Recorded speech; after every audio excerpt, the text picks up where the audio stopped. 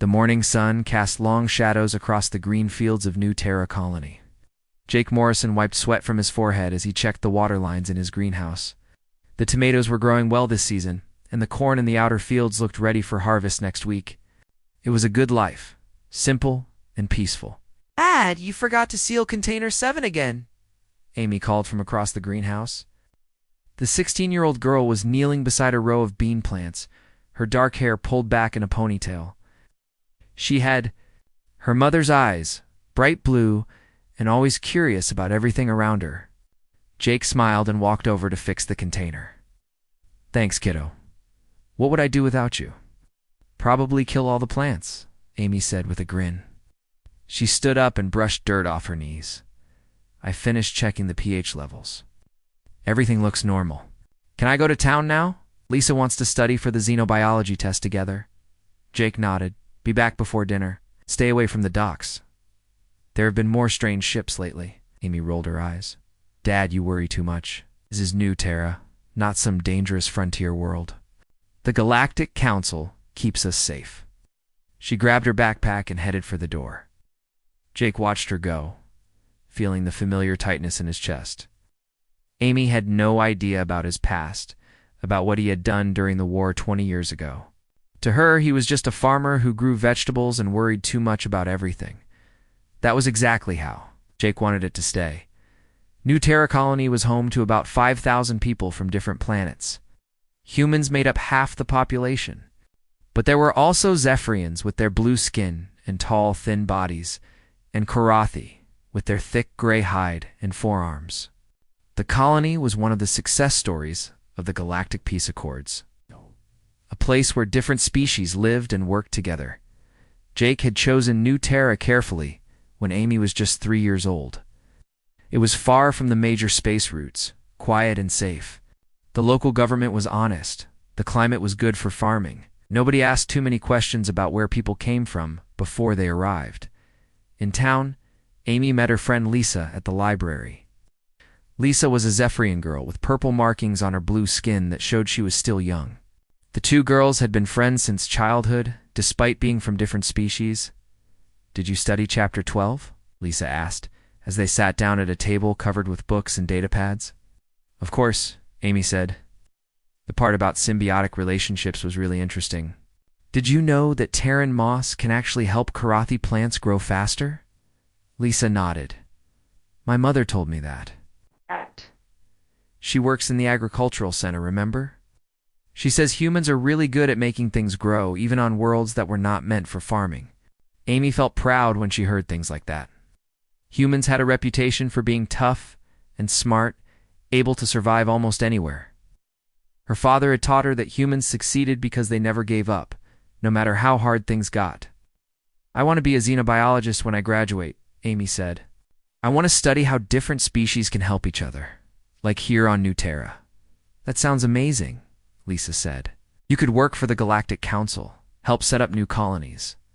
While the girls studied, Jake was in his fields talking to Chief Patricia Wells, the head of colony security.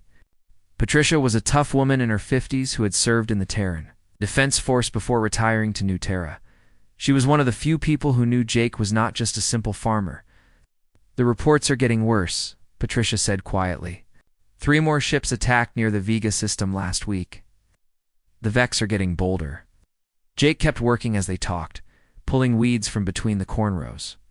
To anyone watching, they looked like neighbors having a casual conversation. "What does the Galactic Council say?" "The usual. They are investigating. They are concerned. They will take action soon." Patricia spat in the dirt. "Meanwhile, people are dying and children are disappearing." The Vex were a criminal organization that had grown powerful over the past few years. They attacked small settlements, stole whatever they could carry, and took people to sell as slaves in the lawless regions beyond the neutral zone. The Galactic Council talked a lot about stopping them, but they moved too slowly and worried too much about politics. "Any word on where they are taking their prisoners?" Jake asked. "Intelligence says they have a main base somewhere past the neutral zone, but nobody knows exactly where. The Council is too scared to send ships that far. They do not want to start a war." Jake said nothing, but Patricia could see the anger in his eyes. She knew about Colonel Jacob Morrison, the ghost of Kepler Station. During the Human-Centauri Wars, he had been the most feared human soldier in the galaxy. His missions were classified, but stories spread anyway. Stories about impossible victories, about entire enemy units that simply vanished in the night. After the war ended, Jake had disappeared. The official record said he had died in the final battle, but Patricia knew better. She had served under him for 2 years and recognized him the day he arrived on New Terra with a young daughter and a new name. "Just keep your eyes open," Patricia said as she prepared to leave. The Vex preferred targets with light security and valuable cargo. Agricultural colonies are perfect for them. "I will," Jake said. But he was already thinking about the weapons. Hidden in his basement, the ones he had hoped never to use again. That evening, the colony held its monthly harvest festival in the central square. Families from all species brought food and music to share. Amy was there with her friends, laughing and dancing to music played by a Karathi band. Their deep rumbling voices created sounds that seemed to come from the earth itself. Jake stood at the edge of the crowd, watching his daughter have fun. She was so young, so innocent.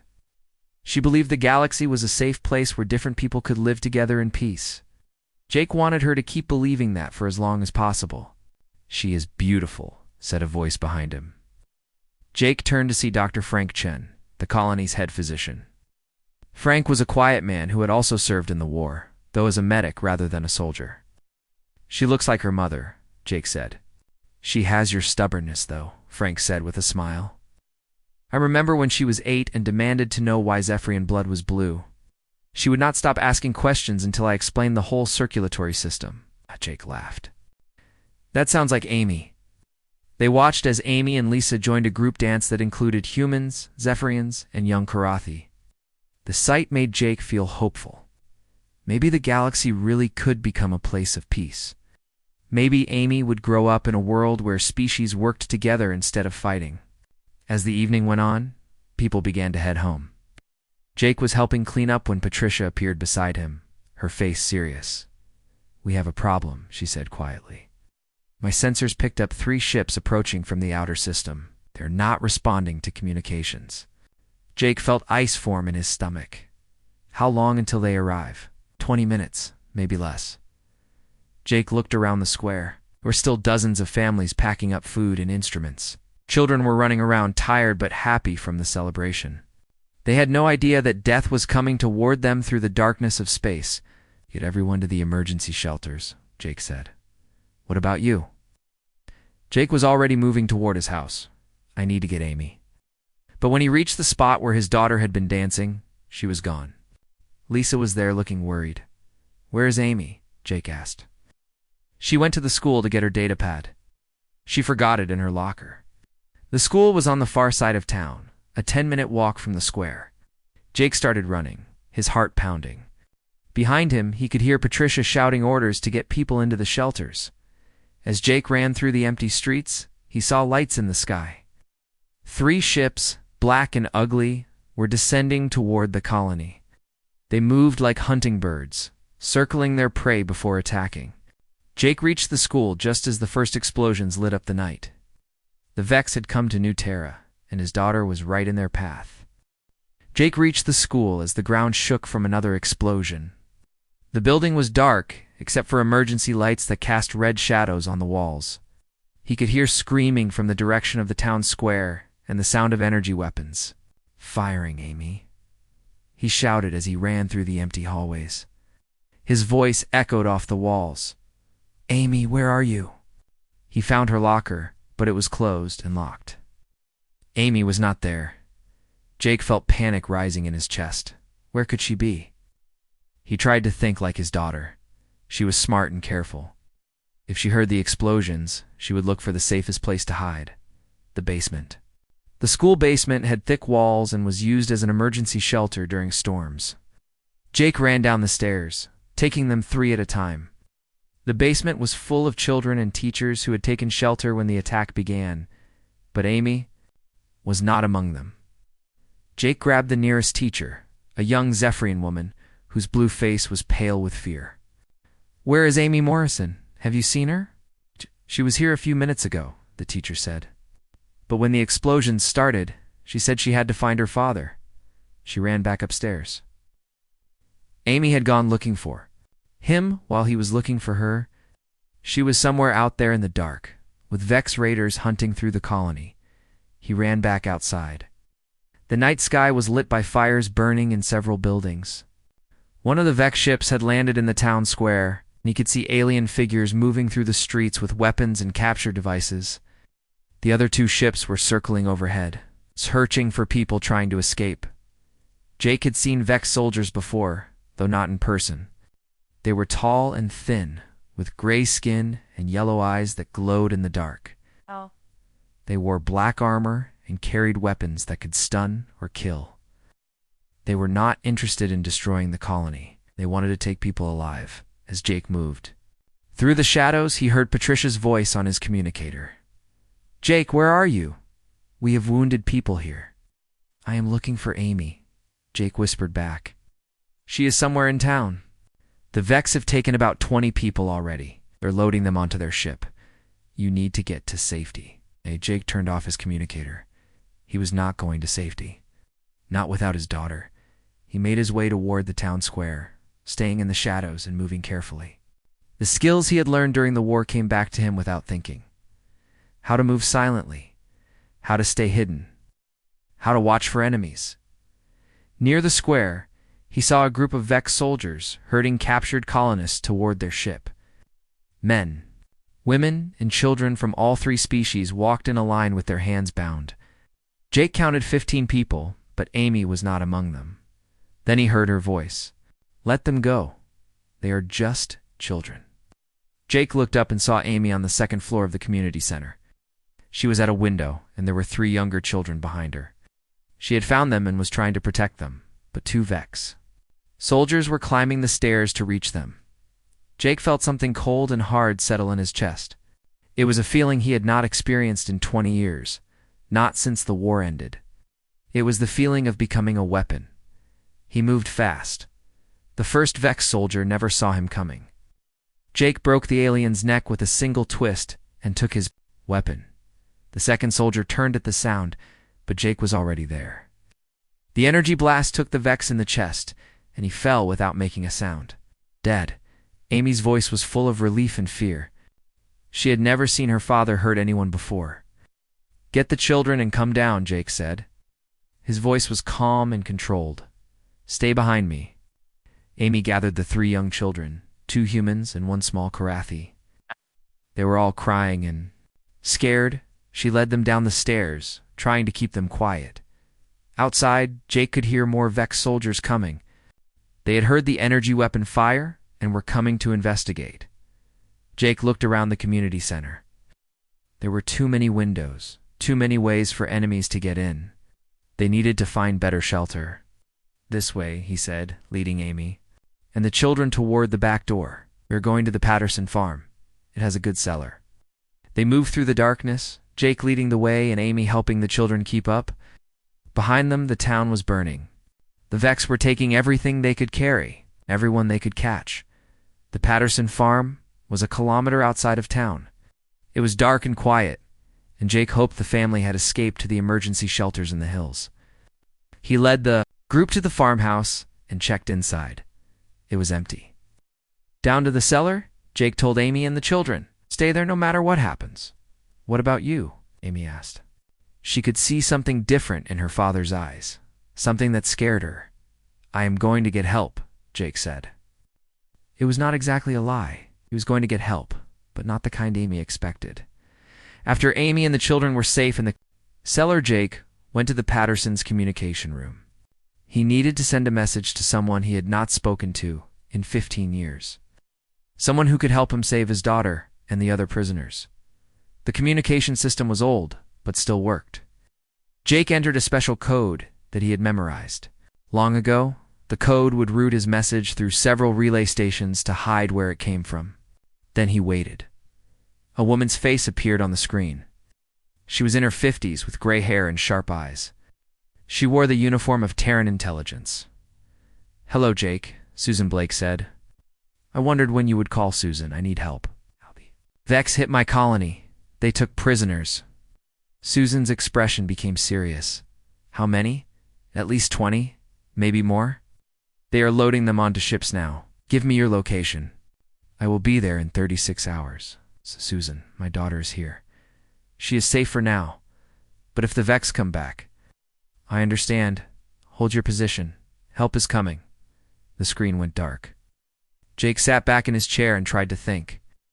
Susan Blake had been his second-in-command during the war. She knew what he was capable of, and she knew what the Vex were capable of. If anyone could help him, it was her. Jake returned to the cellar.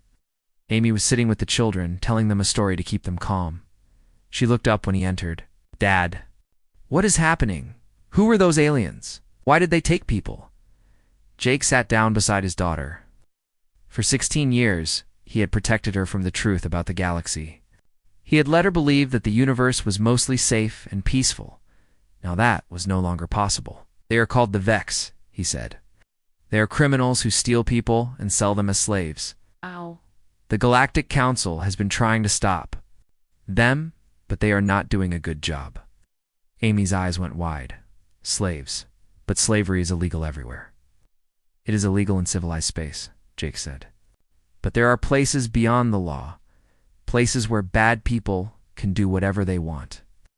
One of the children, a young human boy named Peter, started crying. Are they going to come back for us? Jake put his hand on the boy's shoulder. No, I will not let that happen. Amy looked at her father with new eyes. There was something about the way he moved, the way he spoke, that she had never noticed before. He seemed different, more dangerous. Dad, how do you know so much about the Vex? Jake was quiet for a long moment. Because I used to be a soldier. Before you were born, I fought in the war against the Centauri.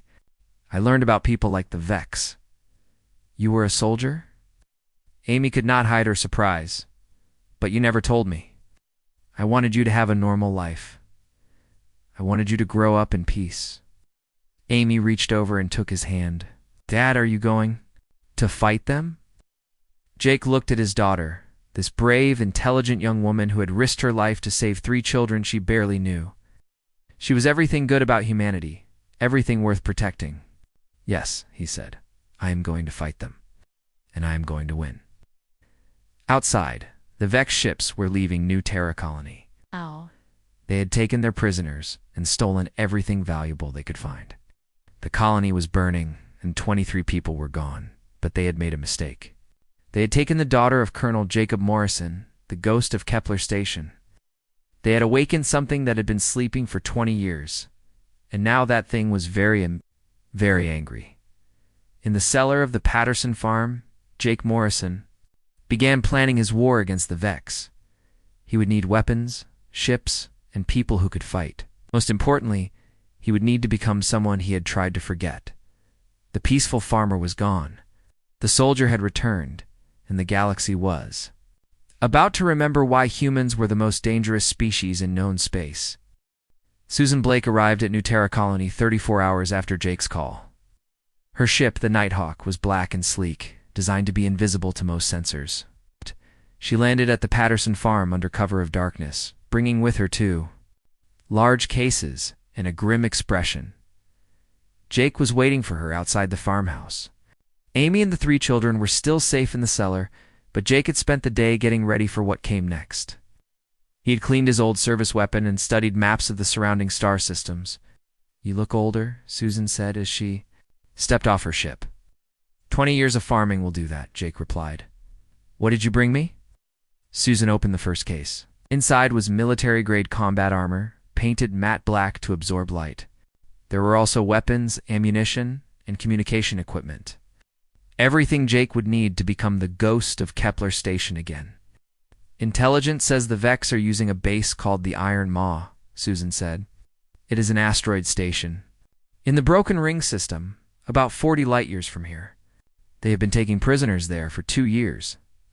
Jake studied the information on Susan's data pad. The Iron Maw was heavily defended, with dozens of ships and thousands of criminals. A direct assault would be suicide. How many prisoners are we talking about? Jake asked.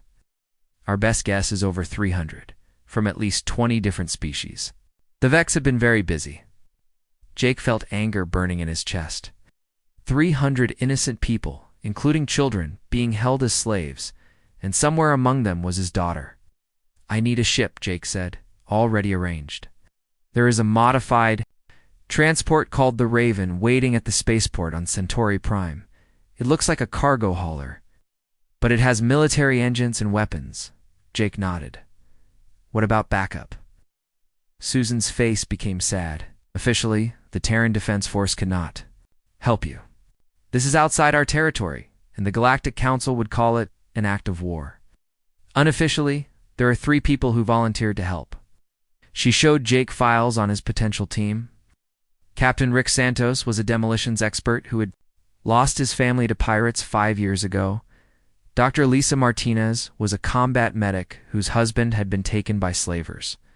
Commander Paul Wright was a pilot whose sister had disappeared in Vex territory. "They all have personal reasons to hate the Vex," Susan said, "and they all know who you are. They want to serve under the ghost of Kepler Station again." At the files, these were good people, professionals who had suffered losses like his own. But taking them with him meant they might die. "Give me their contact information," Jake said. "I will decide after I talk to them." Susan opened the second case. Inside was a small device that looked like a communication unit. "This is something new. It can track the signature of Vex prison ships. If your daughter is still alive, this will help you find her." Jake took the device and felt hope for the first time since the attack. Amy was alive. She had to be. The Vex kept their prisoners healthy because dead slaves were worthless. "There is something else," Susan said. "The Vex leader who attacked your colony is called Krex the Brutal. He is one of their top commanders, and he personally oversees the most valuable prisoners." "You think he took Amy himself?" "Intel suggests he was looking for human children specifically. Your daughter would be considered very valuable." Jake felt cold rage settle in his heart. Krex the Brutal had made this personal when he took Amy. Now Jake was going to return the favor. After Susan left, Jake went down to the cellar to check on Amy and the children. They had been living underground for 2 days, and the younger ones were getting scared and restless. "Dad, when can we go?" "Home?" Amy asked. Jake sat down beside his daughter. She had been so brave during the attack, but he could see the strain in her eyes. "She was trying to stay strong for the little ones," soon Jake said. "But first I have to go away for a while." Amy's eyes went wide. "You are going after them, are not you? You are going to try to rescue the people they took?" Jake nodded. "Have to. Those people are counting on someone to help them. And the Galactic Council is too slow and too scared." "Take me with you," Amy said suddenly. "Absolutely not." "Dad, I know those people. Mrs. Henderson from the market, and Tom, who works at the school, and little Sarah from down the road. They are my friends. I want to help." Jake put his hands on his daughter's shoulders. "Amy, where I am going is more dangerous than anything you can imagine. These are not normal criminals. They are killers who would hurt you without thinking twice. But you are going alone. No, I have help coming. Professional soldiers who know how to fight people like the Vex." Amy was quiet for a moment. Then she looked up at her father with determination in her eyes. "Promise me you will bring them home. All of them." Jake hugged his daughter tight. "I promise." 3 days later, Jake met his team on Centauri Prime. The spaceport was busy with cargo ships and passenger transports.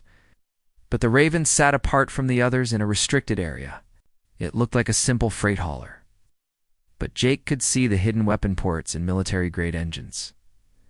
Rick Santos was a big man with dark hair and scars on his hands from years of working with explosives. He shook Jake's hand firmly and said, "It is an honor to serve with you again, Colonel." "It is just Jake now," Jake replied. "And we are not in the military anymore. This is personal." Dr. Lisa Martinez was a small woman with quick hands and intelligent eyes. She had been a Navy medic during the border conflicts and knew how to patch up wounded soldiers under fire. "I brought enough medical supplies to treat 100 people, she said. "Just in case we find more prisoners than expected." "Commander." Paul Wright was tall and thin, with the steady hands of a pilot who had flown through enemy fire. He had been flying ships for 25 years and could make the Raven do things that should not be possible. "The ship is ready," Paul said. have studied the route to the Broken Ring system. It will take us 6 days if we push the engines hard. Jake looked at his team. They were good people, and they deserved to know what they were getting into. The Iron Maw is a fortress, Jake said. It has enough firepower to destroy a small fleet. We cannot fight our way in with one ship. And how do we get the prisoners out? Rick asked. Jake smiled, and for a moment, his team saw the ghost of the legendary soldier he had once been. We do not fight the fortress. We make the fortress fight itself. Over the next hour, Jake explained his plan. It was complex and dangerous, requiring perfect timing and a lot of luck. But it was the kind of plan that had made him famous during the war. The Vex think they are safe in their fortress, Jake said. They think no one is brave enough or crazy enough to attack them. That is their weakness. They are not ready for someone who does not care about being safe. Dr. Martinez looked worried. Jake, this plan requires us to get very close to the Iron Maw. If something goes wrong, ... If something goes wrong, we die, Jake said simply. But if we do nothing, those prisoners will suffer for the rest of their lives, including my daughter. Rick. Santos nodded. I am in. These Vex bastards need to learn that some people fight back. Paul Wright checked his navigation computer. The Raven can handle it. She is tougher than she looks. Dr. Martinez sighed. Someone has to keep you idiots alive. I guess that someone is me. Jake felt proud of his team. They were not soldiers anymore, but they still had the hearts of warriors. They were willing to risk everything to save innocent people. We leave in 2 hours, Jake said. Get some rest and check your equipment. Once we reach the Broken Ring system, there will be no turning back. As his team prepared for the mission, Jake stood alone on the ship's bridge and looked out at the stars. Somewhere out there, Amy was waiting for him to save her. She was probably scared and alone, but she was also strong. She was his daughter, and Morrison family did not give up. Jake opened his communication unit and sent a message to Patricia Wells back on New Terra Colony. Tell Amy I am coming. Tell her to be ready. Then he put on his combat armor for the first time in 20 years. The ghost of Kepler Station was back, and the Vex were about to learn why humans were the most dangerous species in the galaxy. The war for Amy Morrison was about to begin. The Raven dropped out of hyperspace at the edge of the Broken Ring system. Paul Wright kept the ship's engines running cold and quiet as they drifted toward the asteroid field where the Iron Maw was hidden. On the bridge, Jake studied the sensor. Readings with his team. There it is, Paul said quietly. The Iron Maw. Through the viewport, they could see a massive asteroid that had been carved into a fortress. Docking bays and weapon platforms covered its surface like metal scars. Ships moved around it like insects, some bringing in new prisoners and others heading out to hunt for more victims. How many ships? Jake asked. Rick Santos checked his scanner. I count 37 combat vessels. Most are fighters and small transports, but there are 3 heavy cruisers. Dr. Martinez looked worried. That is a lot of firepower. Are you sure this plan will work? Jake was studying the fortress through his binoculars. It will work because they are not expecting anyone to be crazy enough to attack them here. Look at their patrol patterns. They are lazy and overconfident. For 3 days, the Ravens stayed hidden in the asteroid field while Jake's team watched. The Iron Maw. They learned the schedules of the guard ships, mapped the fortress defenses, and identified the best way to get inside. Jake used his tracking device to search for Amy's signal, and on the 2nd day, he found it. She is alive, Jake said, relief flooding through him. The signal is coming from the central detention area. That is the most heavily guarded part of the fortress, Paul pointed out. I know, but that is where we are going. Jake's plan was simple but dangerous. They would wait for the next prisoner transport to arrive, then follow it into the fortress during the confusion of unloading. Inside, they would split up. Rick would plant explosives throughout the fortress, while Dr. Martinez set up a medical station for the freed prisoners. Paul would keep the Raven ready for a quick escape, and Jake would go after Amy. On the 4th day, their chance came. A large transport ship arrived carrying prisoners from 3 different raids. Jake watched through his scope as dozens of people in chains were herded off the ship and into the fortress. "That is our ride," Jake said. "Everyone ready?" His team checked their weapons and equipment one last time. They all knew this might be a one-way trip, but nobody suggested turning back. The Raven followed the prisoner transport into the Iron Maw's main docking bay. Paul brought them in fast and low, using the larger ship to hide their approach. They landed behind a stack of cargo containers just as the transport finished unloading. "Remember the plan," Jake said as they prepared to leave the ship. "No unnecessary risks. We get the prisoners and get out." The team split up immediately. Rick Santos disappeared into the fortress's lower levels. Carrying explosives and a map of the power systems, Dr. Martinez headed for an unused storage area where she could set up her medical equipment. Paul stayed with the Raven, ready to fire up the engines the moment his team returned. Jake moved through the fortress like a shadow. The skills he had learned during the war came back to him perfectly. He knew how to move silently, how to avoid guards, and how to kill quickly when necessary. The Vex soldiers he encountered never knew what hit them. The fortress was huge, carved from solid rock and metal. Thousands of people lived and worked here, most of them criminals and slavers from across the galaxy. Jake passed gambling halls, weapon shops, and slave markets where people were bought and sold like animals. The sight made his anger burn hotter. He reached the detention area after an hour of careful movement. The guards here were more alert, but they were watching for prisoners trying to escape, not for soldiers trying to get in. Jake studied the area from a hidden position and counted 12 guards between him and the central cell blocks. Jake moved fast. The first guard went down with a broken neck. The second died from a knife to the heart. The third managed to shout a warning before Jake's energy weapon silenced him forever. Alarms began ringing throughout the fortress. Inside the cell blocks, hundreds of prisoners looked up in shock as Jake appeared in the corridors. They were from dozens of different species, all of them thin and scared from months or years of captivity. "I am here to get you out," Jake announced. "Stay calm and follow my instructions." He found Amy in a cell with 20 other young people. When she saw her father, her eyes filled with tears of relief and joy. "Dad, I knew you would come." Jake broke the lock on her cell and hugged his daughter tight. "Are you hurt?" "I am fine. But Dad, there are so many people here, hundreds of them. How are we going to get them all out?" Jake looked around at the frightened faces staring at him. These people had given up hope of ever being free. Now they were looking at him like he was a miracle. "We're going to walk out the front door," Jake said. Rick Santos was busy in the fortress's power center. He had planted charges on the main reactor, the shield generators, and the weapon control systems. When these exploded, the Iron Maw would be blind and helpless for about 10 minutes. That was all the time Jake's plan needed. But as Rick worked, he heard footsteps in the corridor outside. Vex soldiers were searching the fortress, looking for whoever had killed the guards in the detention area. Rick finished his work and activated the timer on his explosives. 5 minutes until detonation. He tried to leave the way he had come, but the corridor was full of soldiers. Rick was trapped with 4 minutes left on his timer. He checked his weapon and prepared to fight his way.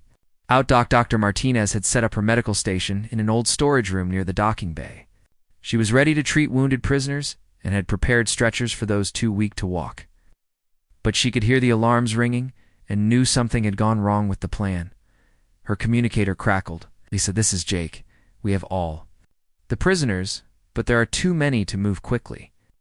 Some of them can barely walk." "Bring them to me," Dr. Martinez replied. "I am ready." Paul Wright sat in the Raven's pilot seat, listening to the chaos on his communicator. The fortress was in full alert now, and ships were launching to search for intruders. Soon they would find the Raven hiding in the docking bay. Paul started the engines and moved the ship closer to the exit. When his team came back, they would need to leave fast. Jake led the prisoners through the fortress corridors.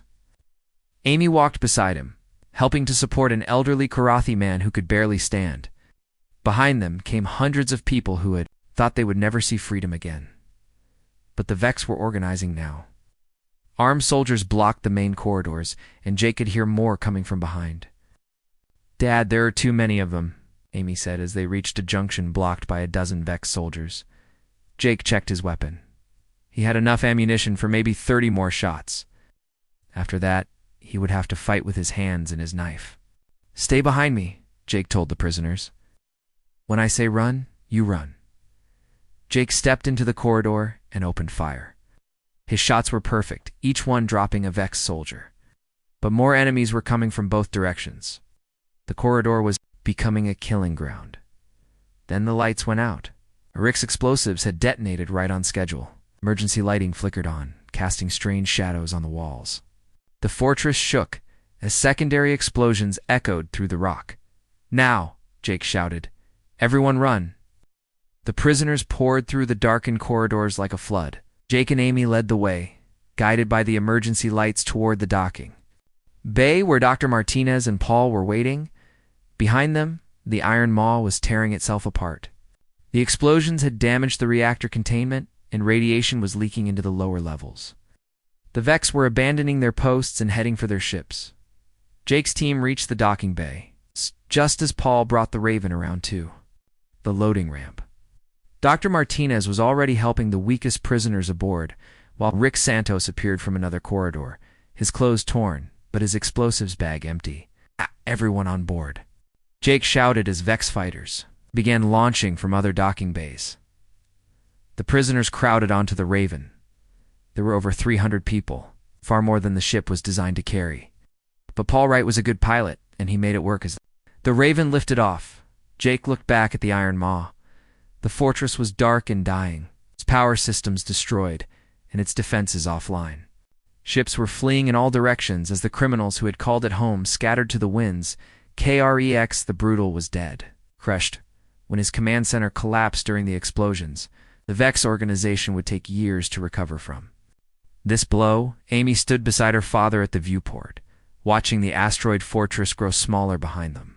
"Dad, we actually did it. We saved them all." Jake put his arm around his daughter. "We did it together. We're very brave in there." "I learned from the best," Amy said with a smile. The Raven jumped to hyperspace, carrying 300 former slaves toward freedom. Behind them, the iron maw continued to break apart, a monument to the price of taking innocent people from their families. The ghost of Kepler Station had struck again, and the galaxy would remember why humans were never to be underestimated. 3 weeks after the destruction of the Iron Maw, Jake Morrison sat in a chair across from Admiral Helen Carter in her office on Earth. The walls were covered with pictures of battles and ceremonies from the SUNS Centauri Wars. Between them, on the desk, sat a thick file marked with Jake's real name and military service record. "The Galactic Council is very angry," Admiral Carter said. "They say you attacked a sovereign facility without permission. They want you arrested and put on trial." Jake looked tired. The rescue mission had been successful, but the cost was higher than he had expected. Getting 300 weak and injured prisoners back to safety had taken everything his team had. Dr. Martinez had worked for days without sleep to keep the sickest ones alive. "What does the Terran government say?" Jake asked. "Officially, we know nothing about your mission. You were acting as a private citizen, not as a military officer." Admiral Carter leaned forward. "Unofficially, every human in the galaxy thinks you are a hero. The prisoners you saved have been telling their stories to news reporters. The whole galaxy knows what the Vex were doing now." Jake had seen some of those news reports. Stories of families torn apart, children sold as slaves, entire colonies raided and destroyed. The Galactic Council had known about the Vex for years, but had done nothing effective to stop them. "The funny thing is," Admiral Carter continued, "the alien governments are split. Some of them are angry about your attack, but others are grateful. The Zephyrian Assembly sent an official thank you message. Apparently you rescued the daughter of one of their council members. What about the other prisoners? Most of them have been reunited with their families. The ones who have no families left are being helped by refugee organizations. Your daughter has been very active in that effort." Jake smiled when he heard about Amy. After they returned to New Terra Colony, she had thrown herself into helping. The other survivors? She organized medical care, found temporary housing, and helped people contact their families. She had also started giving speeches about the need to fight criminal organizations like the Vex. "There is something else," Admiral Carter said. She opened another file and placed it in front of Jake. "The Terran Defense Force wants to offer you a commission as a brigadier general. You would lead a new unit dedicated to fighting pirates. Enslavers in the outer territories?" Jake looked at the documents but did not touch them. "And if I refuse? Then you go back to your farm and hope the council does not try to arrest you." "But Jake, we need people like you. The galaxy is getting more dangerous, not less. The Vex were just one organization. There are others out there, and they are growing bolder." Jake thought about the offer. Part of him wanted to accept. Fighting criminals was better than fighting other soldiers, and he was good at it. But another part of him remembered the quiet mornings on his farm, working in the greenhouse with Amy. "I need time to think," Jake said. "Take all the time you need. But remember, you started something when you attacked the Iron Maw. Other people are going to follow your example. It would be better if someone with experience was leading them." 2 days later, Jake returned to New Terra Colony. The town had been rebuilt after the Vex attack, and new families were moving in to replace those who had been lost. The colony was stronger now, with better defenses and more security patrols. Amy was waiting for him at the spaceport. She hugged him tight and said, "How did it go on Earth?" "They offered me a job," Jake said as they walked toward his truck. "You going to take it?" Jake looked at his daughter. She had grown up a lot in the past month. The scared girl who had hidden in the school basement was gone, replaced by a young woman who had faced evil and chosen to fight back. "What do you think I should do?" Jake asked.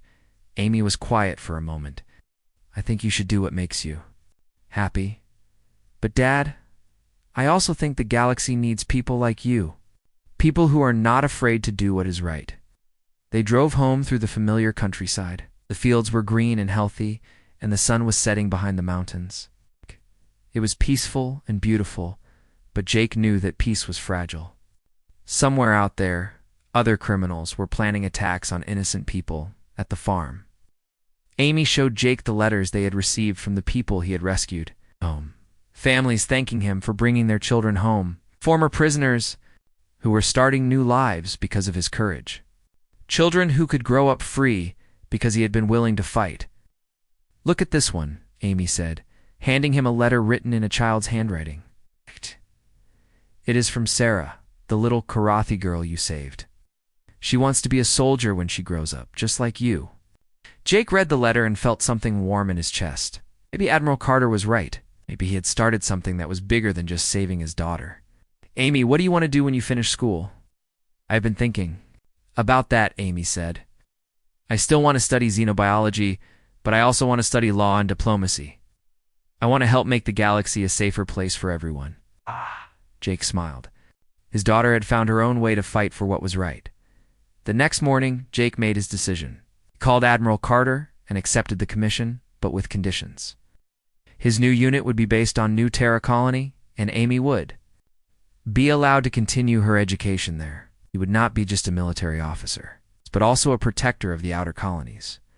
Within 6 months, the Frontier Guard was operational.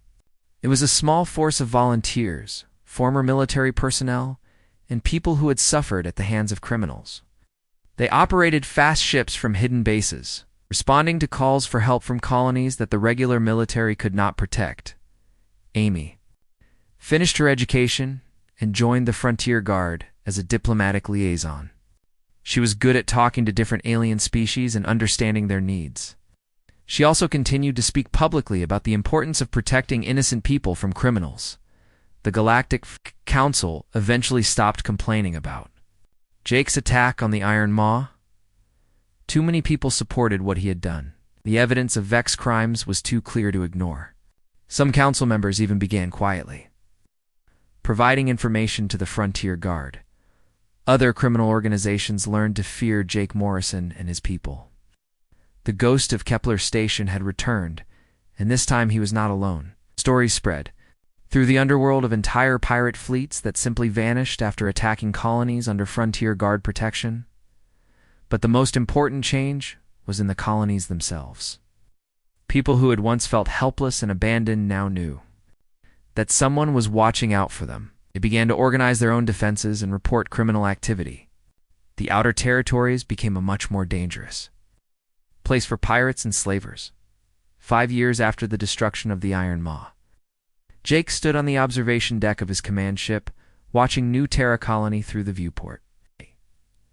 Amy was down there, meeting with a delegation from the Zephyrian Assembly about establishing new trade routes.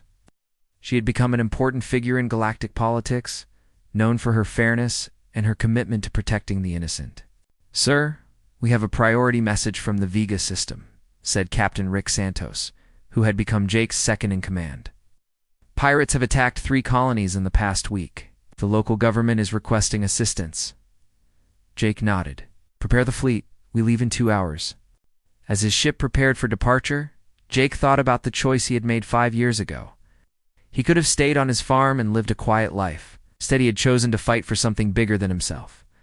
The galaxy was still a dangerous place. There were still criminals who thought they could hurt innocent people without consequences. But now they knew that humans would fight back. They knew that some lines should never be crossed, and they knew that the ghost of Kepler Station was watching Jake. Morrison had learned that being a hero was not about winning wars or earning medals. It was about standing up for people who could not protect themselves.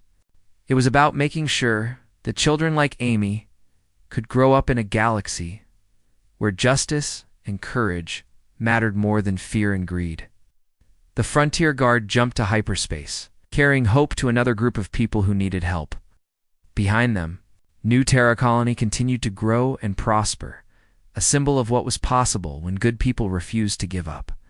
The war against evil never truly ended. But as long as there were people willing to fight, the good guys would keep winning.